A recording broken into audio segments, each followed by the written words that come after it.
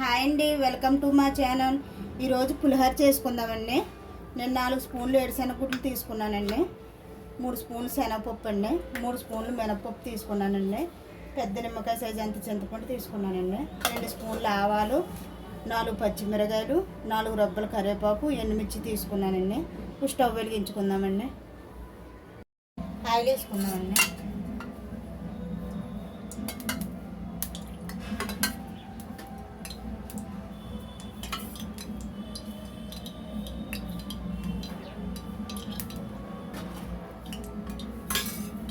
ఒక 5 స్పూన్లు ఆయిల్ వేసుకున్నానండి. ఇప్పుడు పల్లీలు వేసుకుందామండి.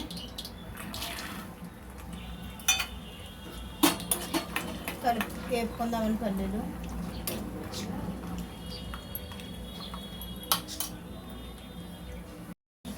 పల్లీలు వేగాయి కదండి. ఆవాలు, మినప్పప్పు, శనగపప్పు అండి, మినప్పప్పు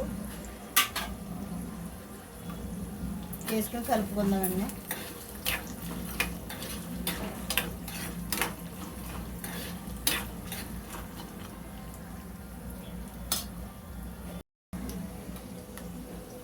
శనగపప్పు, మినపప్పు, ఆవాలు వేగిపోయి కదండి. ఏడుశనగగుడ్లు ఇప్పుడు కరివేపాకు వేసుకున్నామండి.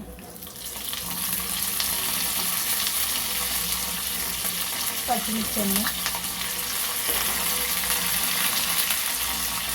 ఎండుమిర్చి వేసుకున్నాం.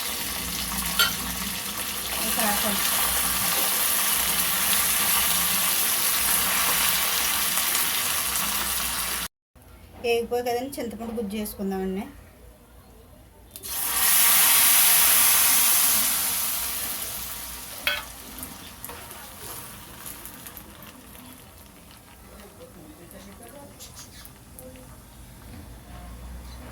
అర స్పూన్ పసుపు వేసుకుంటున్నానండి.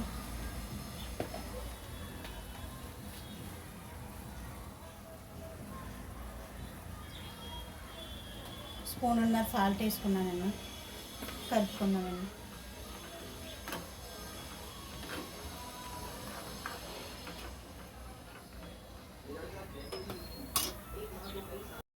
అయిపోయిందండి, స్టవ్ ఆఫ్ వేసుకుందామండి.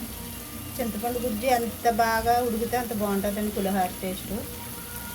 స్టవ్ కట్టేస్తున్నానండి. నేను ఆల్రెడీ అన్నం ఉడికించి పెట్టుకున్నానండి. పొడిపుల్లాడుతాను. 2 గ్లాసులు బియ్యం వేసుకున్నానండి. ఈ గ్లాస్ తోటి ఈ గ్లాస్తో 2 గ్లాసులు బియ్యం వేసుకున్నానండి. అన్నం ఉడికించేసి పెట్టుకున్నానండి ఆల్రెడీ. ఇప్పుడు కలిపేసుకుందామండి. అన్నంలో నేను ఏ ఆయిల్ కూడా వేయలేదండి, మామూలుగానే ఎప్పుడు అన్నం వండుకున్నట్టే ఉండానండి రైసు. ఇప్పుడు కలిపేసుకుందామండి.